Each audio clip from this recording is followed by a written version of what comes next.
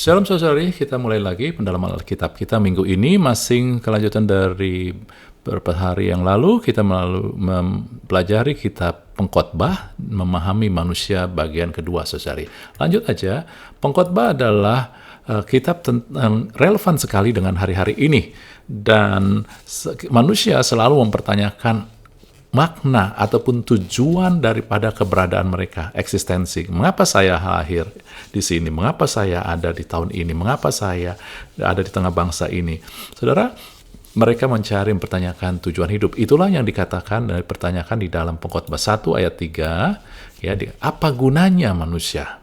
Gitu ya. Jadi, untuk apa saya bekerja? Untuk apa saya ada? Itu intinya. Jadi, kalau mau dirangkum, ringkas adalah apa sih tujuan hidup saya? Kenapa saya ada di sini? Dan akhir Pengkhotbah melihat, dan memang ini juga, bahwa manusia itu mengejar kebahagiaan. Dan ini ada di dalam Pengkhotbah 2 ayat 1, terjemahan IMB. Aku berkata dalam hatiku, bagaimana supaya aku mau hidup dalam kesenangan, mengetahui kebahagiaan. Caranya lewat mau kesenangan, lewat apa, tapi tujuannya adalah mengetahui kebahagiaan. Karena itu yang dikejar. Dari tujuan hidup yang Pengkhotbah melihat adalah supaya kita bisa bahagia. Caranya, dia mulai riset secara. Kemudian dia ngelihat dalam kitab Pengkhotbah. Saudara, Pengkhotbah ini sebelumnya saya akan sampaikan, ini kitab yang relevan dengan keadaan manusia. Sampai hari ini relevan. Oleh sebab itu kitab ini menarik. Dan kitab ini bisa dipakai untuk dikupas dengan begitu banyak versi, banyak sudut pandang. It's okay, tetapi hari ini saya minta kita sama-sama fokus pada apa yang Tuhan sampaikan. Hal yang simple tetapi nggak mudah dilakukan dan penting, ya.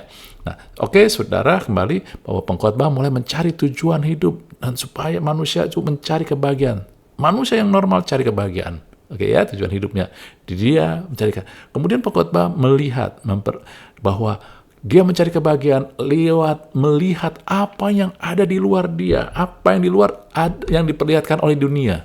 Ya, apa yang di luar yang bisa dia nikmati. Di dalam Pengkhotbah 2 ayat 3, terjemahan bahasa Indonesia sehari-hari, terdorong oleh keinginanku menjadi arif, aku bertekad bersenang-senang dengan minum anggur dan berpesta pora. Saudara, ini hanya salah satu contoh ayatnya.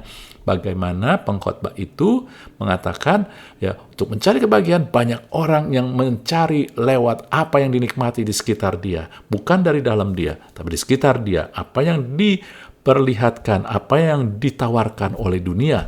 Kemudian bukan itu aja, dia katakan lagi, ya, aku mengumpulkan bagiku juga emas, perak, harta benda dari raja-raja daerah, upeti, saudara. Aku mencari bagiku biduan-biduanita, ya, wanita-wanita yang menyenangkan anak-anak manusia, yaitu gundik, untuk dijadikan gundik. Jadi dia kemudian melihat juga bahagia adalah bisa menikmati apa yang diperlihatkan dunia dan bisa memiliki apa yang ada di dunia, saudari. Tetapi kemudian Pengkhotbah mengatakan bahwa pada akhirnya itu semua bohong, sia-sia. Hebel artinya bukan hanya sia-sia, tetapi tidak berarti, kosong. Banyak manusia, dia menikmati apa yang diperlihatkan dunia, dia memiliki apa yang dunia tawarkan, tetapi dia memiliki kekosongan di hidupnya, saudari. Kenapa? Karena lewat Pengkhotbah kita tahu bahwa kebahagiaan tidak bisa dikejar. Karena kebahagiaan adalah hasil dari mengejar Tuhan. Kebahagiaan adalah hasil dari mengejar Tuhan, saudari. Bukannya kita kejar-kejar. Amin ya. Ini yang firman Tuhan mau kasih tahu kepada kita, saudara. Ya. Nah, oke. Kemudian di dalam Mazmur juga dikatakan ayat 37 ayat 4 terjemahan bahasa Indonesia sehari-hari, cari kebahagiaan pada Tuhan. Ia akan memuaskan keinginan hatimu. Saudara-saudari, ya, Tuhan mau memuaskan, memenuhi keinginan hati kita. Tetapi dimulai dengan kita mencari kebahagiaan kita pada Tuhan. Ini sesuai dengan ayat Matius 6 ayat 33. Cari dahulu kerajaan Allah dan kebenarannya. Saudara, katanya kebenarannya, bukan kebenarannya. Nyanya ini arti kebenaran Yesus, saudara. Ya, maka semua akan ditambahkan.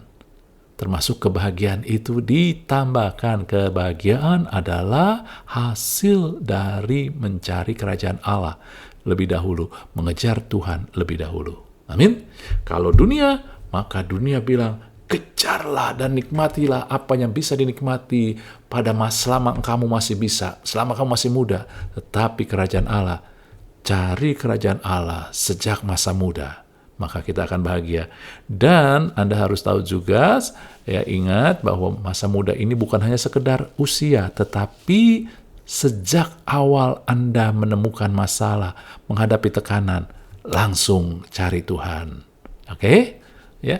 Jadi masa muda ini bukan hanya usia. Ya, itu footnote-nya.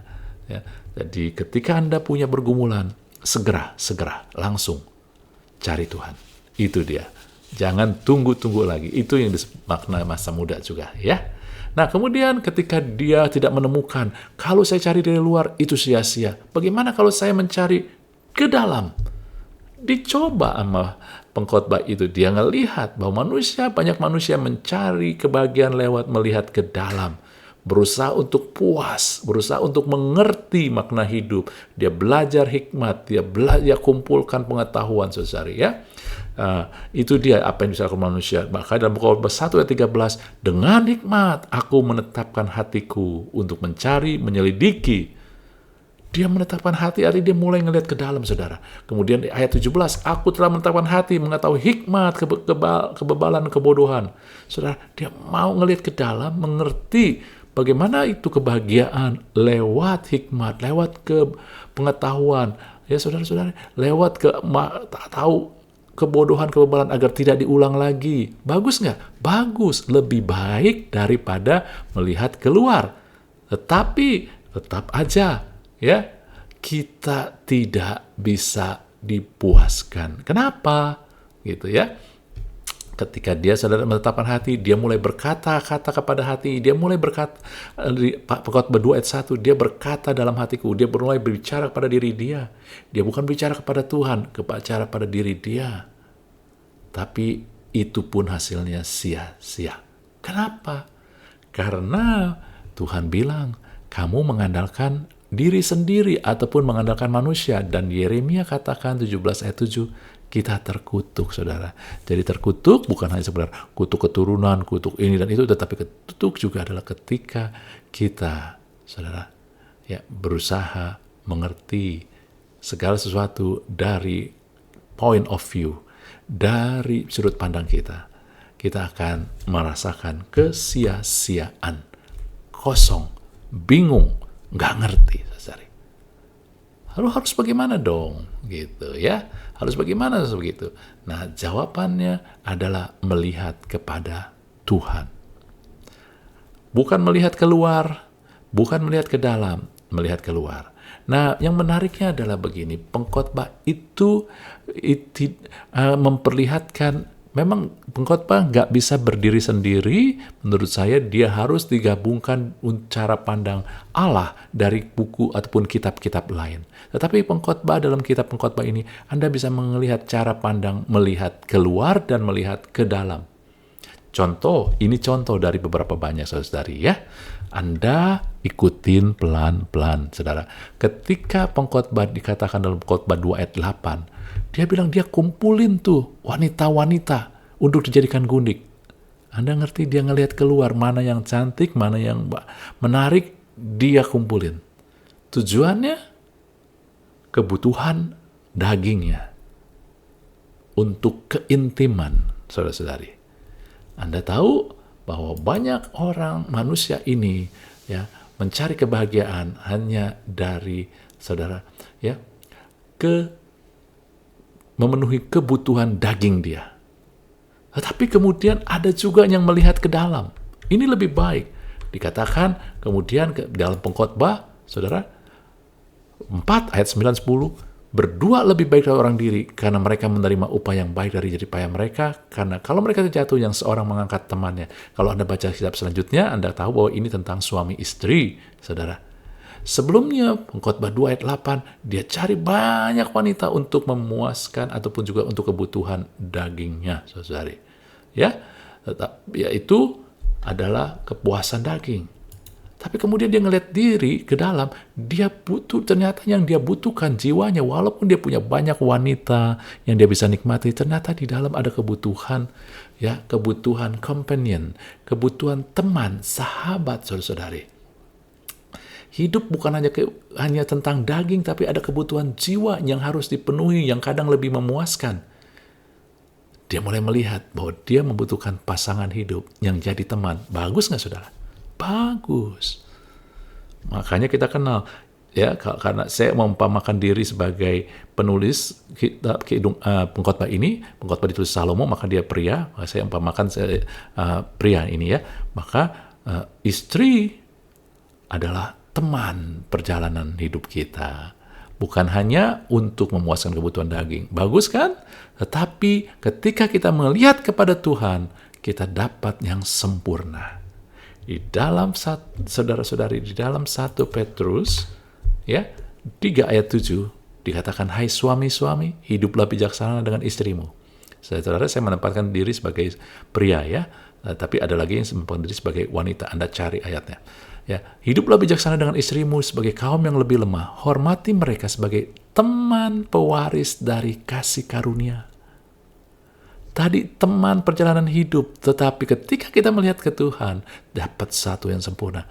Kenapa pasangan hidup kita adalah teman pewaris kasih karunia, supaya doamu jangan terhalang. Saudara ngelihat, ada suatu dimensi yang gak kelihatan sebelumnya, yang lebih besar. Kalau sebelumnya adalah dimensi daging, ketika melihat keluar, kepuasan daging doang, kebutuhan daging. Ketika melihat ke dalam, kebutuhan jiwa, ketenangan jiwa, kebutuhan jiwa. Tapi ketika kita melihat ke dalam, saudara, ada kebenaran roh, kita mendapatkan warisan, dan doamu jangan terhalang, itu maksudnya kuasa doa, saudara-saudari. Saudari, ternyata ketika kita di dalam Tuhan, kesatuan kita, itu membuat kita hidup di dalam warisan. Warisan itu bukan usaha kita, tapi dari posisi status kita sebagai anak. Kasih karunia pun juga sama, bukan kelayakan kita. Jadi kita dapat suatu kepastian kokoh, warisan, dan juga kasih karunia. Artinya begini, kasih karunia bukan daripada usaha kita, warisan bukan juga usaha kita, tapi dari posisi kita. Kasih karunia bukan karena kelayakan kita, saudara. Jadi dua-duanya, Anda bukan layak, Anda nggak layak, Anda bukan berusaha, tetapi dapat.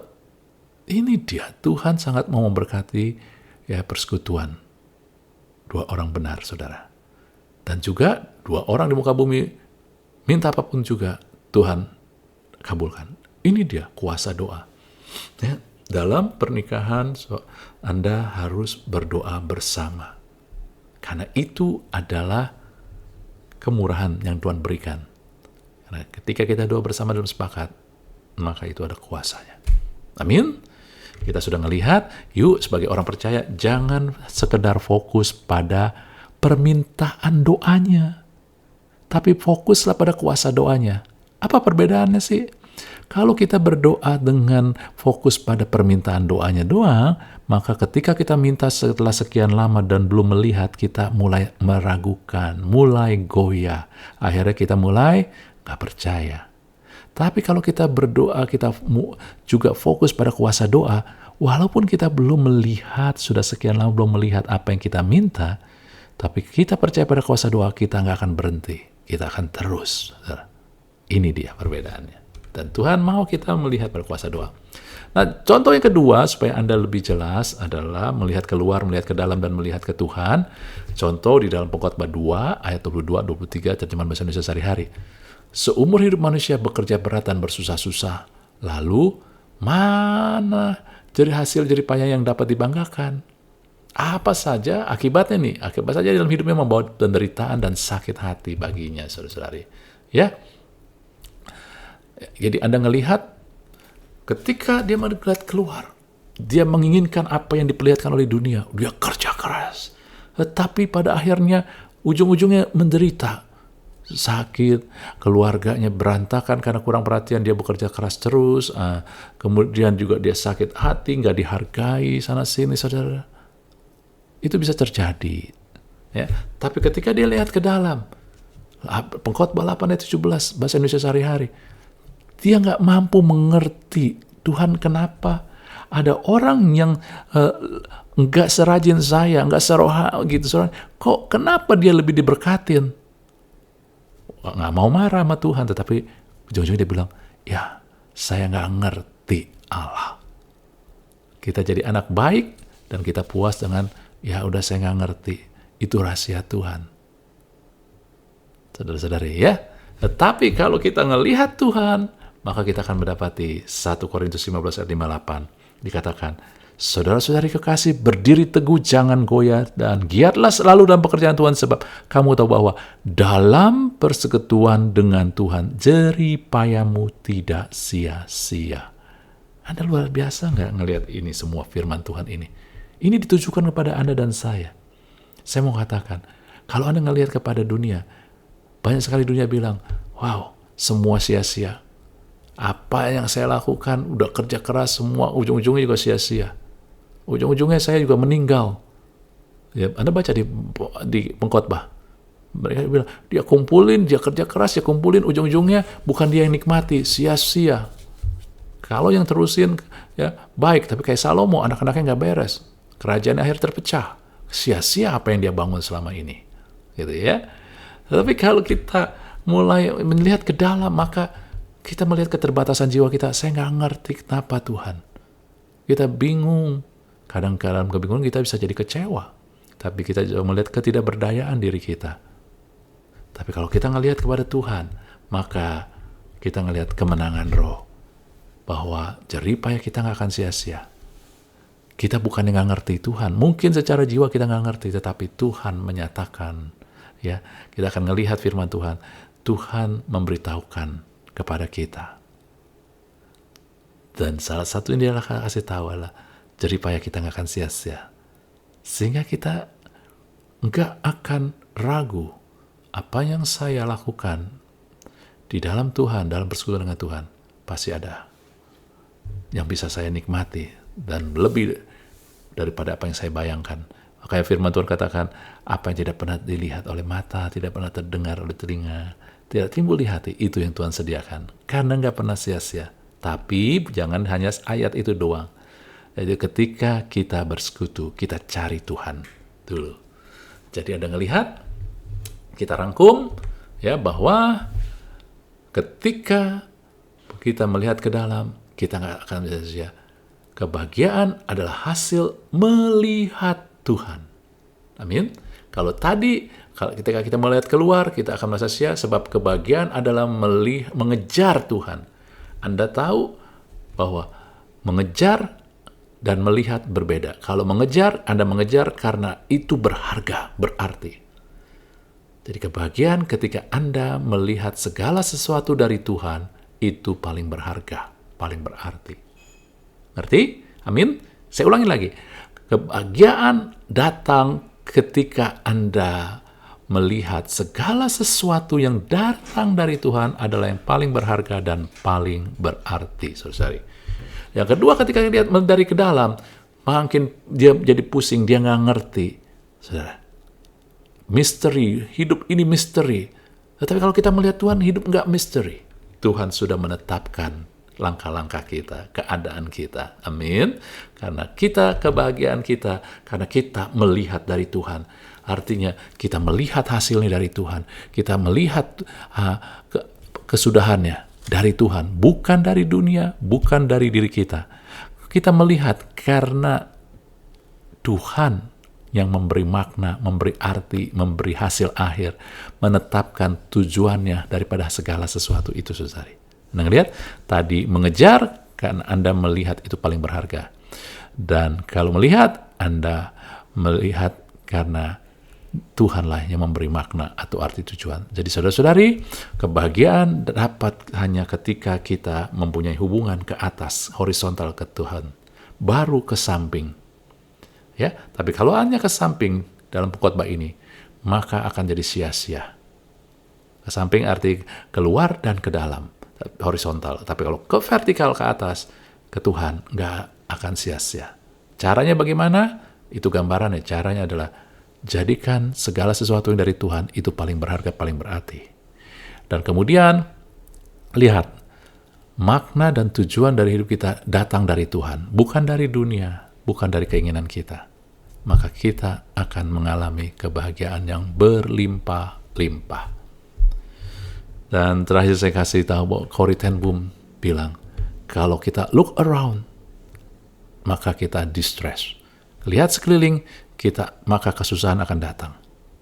Kita ngeliat sekeliling, orang-orang pakai jam ini, pakai HP ini, wah kita mulai kejar, ya, lalu kesusahan datang karena kita mau ikut-ikutan dengan cara kita kredit segala. Itu contoh yang umum, saudara, mungkin bukan Anda.